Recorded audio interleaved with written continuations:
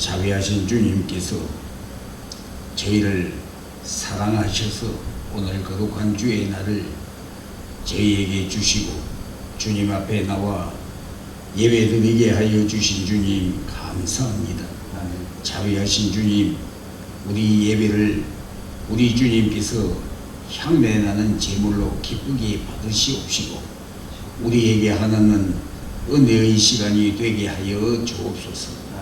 거룩하신 우리 주님께서 이 부족하고 참 보잘것없는 죄인 중에 괴수 죄인인 이 죄인을 이단에 세우셨사오니 주여 이 죄인은 감추시고 주의 성령으로 주님의 옷 입혀 주셔서 우리 주님의 주시는 말씀만을 전하도록 주여 축복해 주옵소서.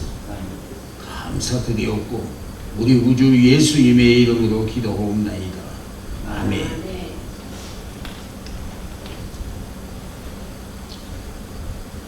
우리가 가장 좌절감을 가지고 아주 실망을 하고 낙담을 하게 되는 때가 어느 때냐? 사람들에게 무시를 당할 때라고 할 것입니다. 사람들에게 무시를 당하는 것보다 더 큰 상처를 입는 일은 없다 할 것입니다. 오늘 보리떡 5개와 물고기 2마리로 남자만 5,000명을 먹이신 이 오병이어의 이적은 사복음서 전체에 다 기록되어 있습니다. 그런데 마태복음과 마가복음에서는 이 오병이어의 이적을 일으키신 때가 그 앞에 보면 세례 요한이 못배임을 당한 후에 예수님께서 2가지 큰 이적을 행하셨는데 하나는 이 오병이어의 이적이고 다른 하나는 물 위로 걸어오신 이적입니다. 세례 요한이 죽고 난 후에 이제 예수님을 이 땅 위에 오실 그분, 바로 하나님 그 자신이라는 것을 증거해 보이실 이는 주님 자신이라는 것입니다. 그래서 주님께서 옛날 광야에서 만나로 하나님이 그 백성들을 먹이셨던 바로 그 이적을 나타내셔서 우리 주님이 이 땅 위에 오실 바로 구주 그리스도 예수라는 것을 나타내 보여주신 것이라는 것입니다. 예수님께서 하루 종일 가르치시고 병자들을 고치셨는데 이제 해가 저물어 갑니다. 그 많은 남자만 5,000명이니까 여자와 아이들까지 다 합치면은 아마 2만 명 정도 되었을는지 모릅니다. 많은 그 무리들을 흩어져 보낸다 한들 어디에 가서 먹을 것을 구할 수가 없는 그런 형편에 놓여 있었던 것입니다. 그 자리는 산이며 빈 들이라고 했습니다. 먹을 것을 구한다 해도 빌립의 계산으로는 200데나리온의 떡이 필요하다. 한 데나리온은 장정 한 사람의 하루 일삭시 한 데나리온입니다.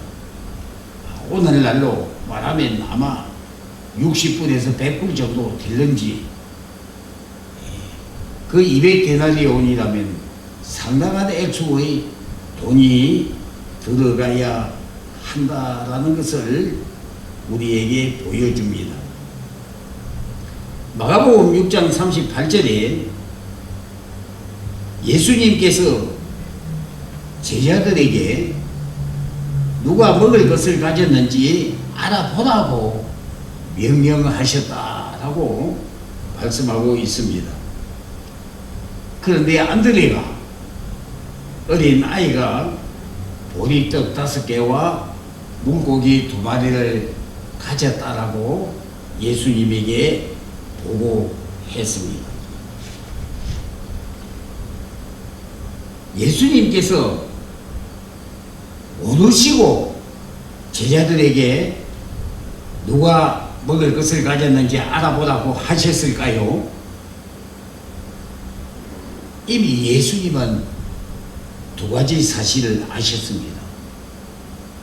어린 아이가 보리떡 5개와 물고기 2마리를 가졌다는 거 아셨고, 그 아이가 기쁘게 그것을 주님께 바칠 것이라는 것을 아셨던 것이라는 것입니다. 그래서 주님께서 무리들을 50명씩 100명씩 잔디에 앉히라고 말씀하신 것입니다.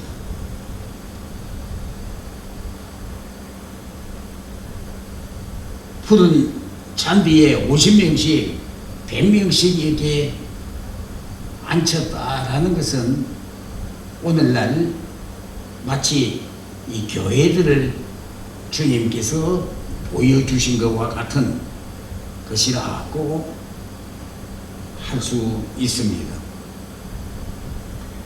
주님께서 축사하신 후에 떡을 떼어 주시면서 떡을 떼어 주시고 그리고 고기도 나눠 주셔서 모든 사람들을 배불리 먹게 하시고, 그리고 남은 것이 없게 거두라고 말해서 남은 조각을 거두고 버리는 것이 없게 하라 하셔서 12바구니에 차도록 다 거두었다. 우리가 여기에서 하나 생각해야 할 것은, 오늘날 이 미국을 우리가 이렇게 볼 때에 참 너무 먹을 것이 넘쳐나는 나라다라고 생각하는 것입니다. 슈퍼마켓 앞에 놓여 있는 쓰레기통 이렇게 뒤져보면은 그냥 왜 그 샀는지 모르지요. 사가지고 집에 가져가지도 않고 거기다 집어 던지는 것도 많고, 먹다가 내버리는 것도 너무너무 많고, 거기에 사용해야 될 그런 것들이 거기에 너무너무 많이 있는 것을 봅니다. 홈리스 피플들도 먹고 내버리는 것이, 그 홈리스 피플들 모여있는 거기에 가보면은 먹고 내버린 것이 얼마나 많은지 모릅니다. 제가 그것을 볼 때마다 이 주님의 말씀을 늘 머리에 떠오르게 합니다. 남은 조각을 거두고 버리는 것이 없게 하라. 남은 조각이라는 건 먹다가 남은 것이라 그 말입니다. 먹다가 남은 거 내버리지 말고 다 거두라. 왜? 하나님이 주신 것이니까, 주님이 주신 것이니까 내버리지 말라고. 우리가 내버릴 그런 권리가 없다라는 것을 주님께서 말씀하신 것입니다. 또 하나 우리가 생각할 것은 이 땅 위에 저 남미, 저 아프리카에 굶어 죽는 사람이 아직도 얼마나 많은가. 그 굶어 죽는 사람들을 우리가 생각할 때에 이 내버리는 것, 그렇게 낭비하는 것, 죄악 중에서도 죄악이라는 것을 생각하게 되는 것입니다.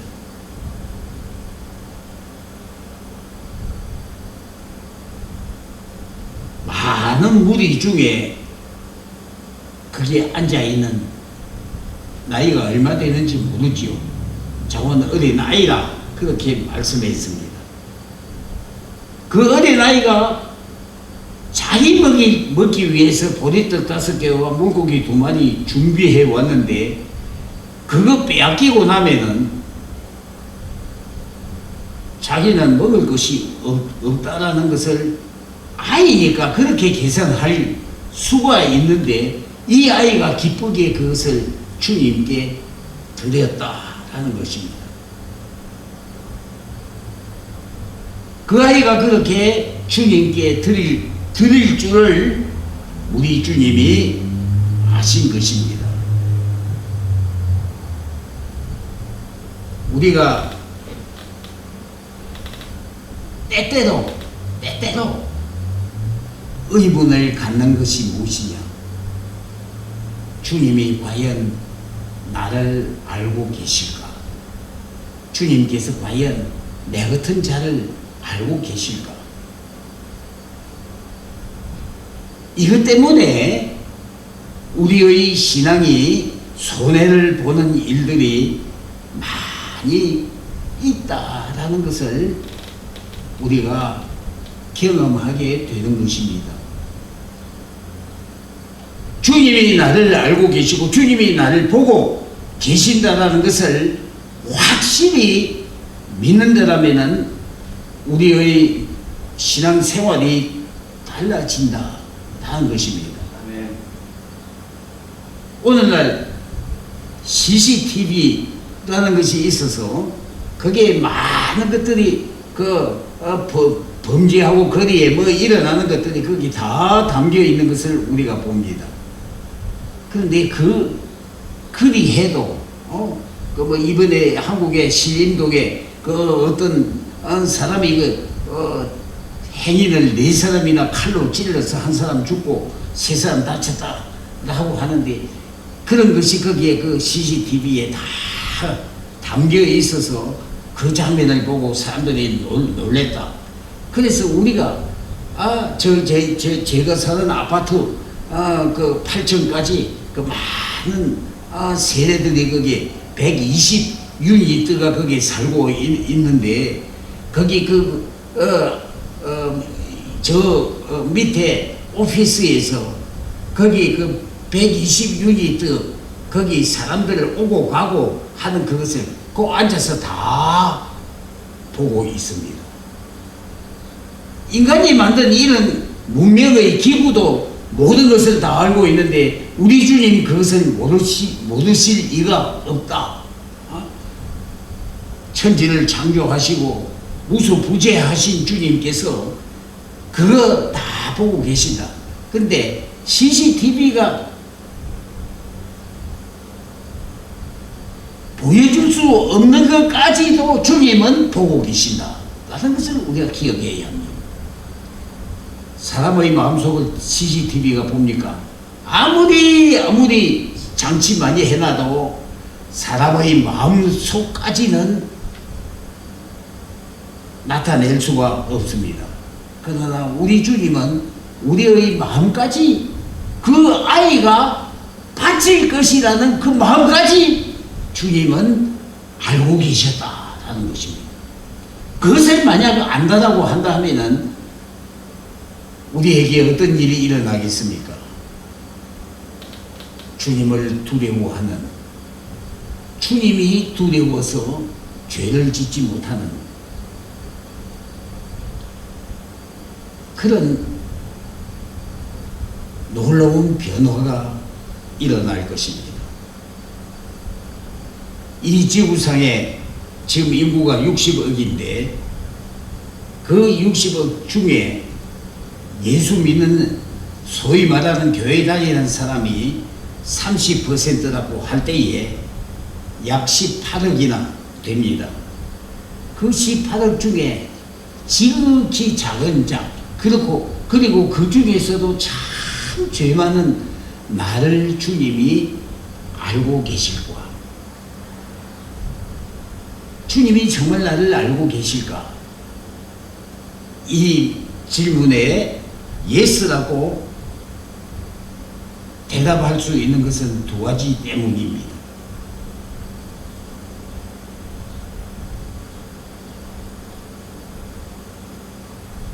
첫째는 우리 성경에서 볼 때에 공경에 처해졌던 사람들, 어떻게 보면은 주님이 모르시는 것 같아요. 그 사람들이 하나님을 잘 믿는 사람들이었는데 하나님께서 마치 버리신 것 같은 그런 경우의 사람들을 우리가 보게 되는 것입니다. 대표적인 사람 요셉입니다. 요셉 하나님을 잘 믿는 참 하나님이 그에게 계시를 보여주는 그런 놀라운 계시를 받을 정도로 하나님을 믿는 소년이었지만은 그가 형들이 그를 팔아서 저 애굽에 노예로 팔려갑니다. 노예로 팔려가서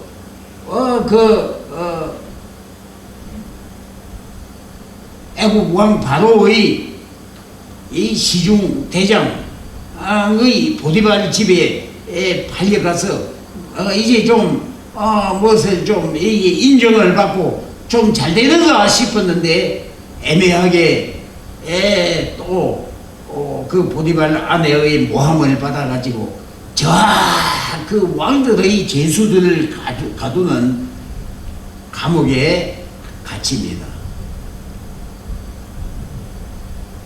하나님이 계신다면은, 하나님이 나를 알고 계신다면 이럴 수가 있느냐 하고 낙심하고 낙담할 만하다라는 것입니다. 그런데 요셉이 아무리 깊은 저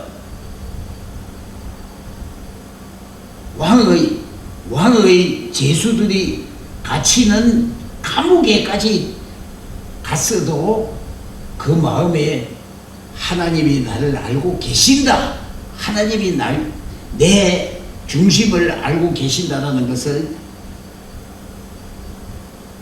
잊지 아니했다라는 것을 우리가 보여줍니다. 보디발 아내가 그를 유혹했을 때에 이 하나님 앞에 내가 어떻게 이 죄를 짓겠느냐 하고 자기 겉옷을 집어 던지고 도망가 버리는 그가 감옥에 가서도 여전히 하나님을 찬송하고 찬양하고 하나님이 나를 알고 계신다라고 했기 때문에 죄를 짓지 아니했다. 그래서 하나님이 마침내는 그를 애굽의 총리로 세웠다라는 것을 우리가 너무나 잘 압니다. 다윗은 이새의 여덟 아들 중에 제일 막내입니다. 뭐 하는 자였습니까? 양떼를 치는 목동이었습니다.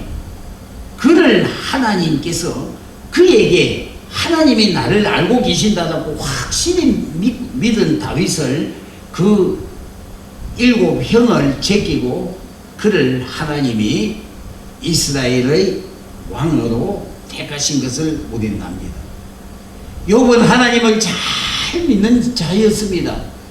그런데 그는 시험을 받아서 온 만신창이가 일어나고 그 친구들이 위문하러 왔다가 욥에게 내 죄 때문에 이렇게 되었으니 죄를 회개하라고 그렇게 저주받았다라고 그렇게 정죄를 받을 정도로 욥은 억울했습니다. 그런데 우리 주님께서 마침내는 그를 다 씻어주시고 다 깨끗게 하시고 다 회복시켜 주시고 그 전보다 몇 배로 복을 받게 하셨다라는 것을 우리에게 보여줍니다. 모세는 모든 것을 다 포기하고 자기의 부귀 영화를 다 포기하고 자기 백성과 함께 고난받기로 작정했지만은 그는 결국 저 미디안 광야로 도망갈 수밖에 없었고 거기서 40년 동안 이제는 완전히 사람들에게 잊혀졌다 할 세월을 보낸 후에 하나님이 그를 세워 이스라엘을 구원하도록 하셨던 것을 우리는 압니다. 지금 예를 든 사람들은 그 마음에 이미 하나님이 나를 알고 계신다는 확신을 가진 사람들이었던 것을 우리 봅니다.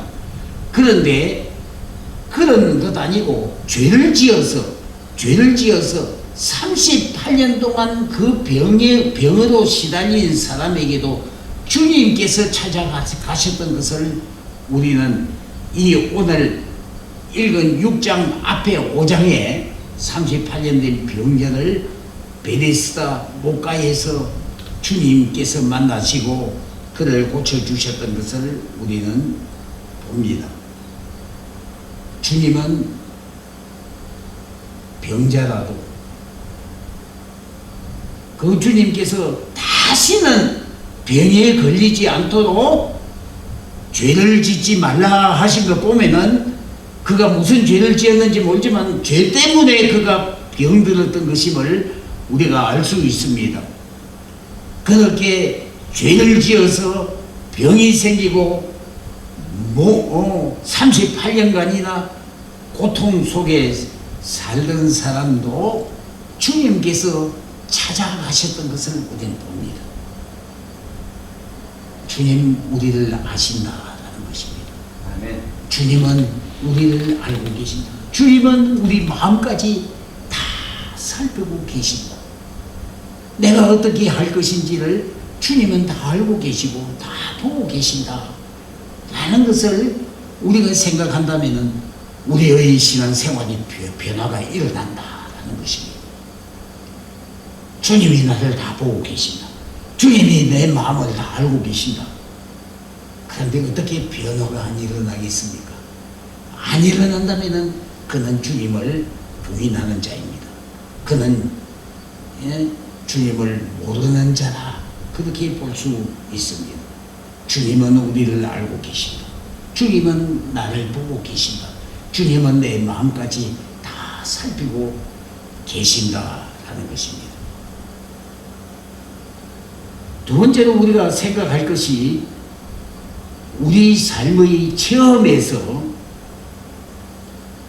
주님께서 확실히 살아 계시고 우리의 모든 것, 우리 행적 하나하나를 다 살피고 알고 기억하고 계신다라는 것을 우리가 체험하게 된다라는 것이 나이야 이제 제처럼 나이가 많이 되어졌을 때에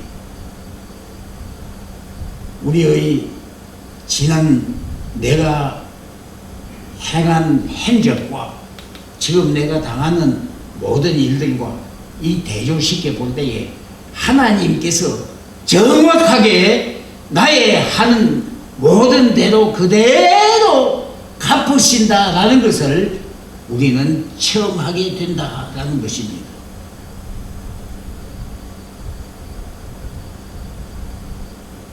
이렇게 하나님께서 나를 알고 계신다라는 것과 우리가 살아온 모든 행적에 따라 하나님께서 벌 주시고 상 주시고 그렇게 우리를 나에게 살피고 계신다라는 것을 우리가 확실히 믿게 되어질 때에 두 가지의 결과가 있게 되는 것을 우리가 생각할 수 있습니다.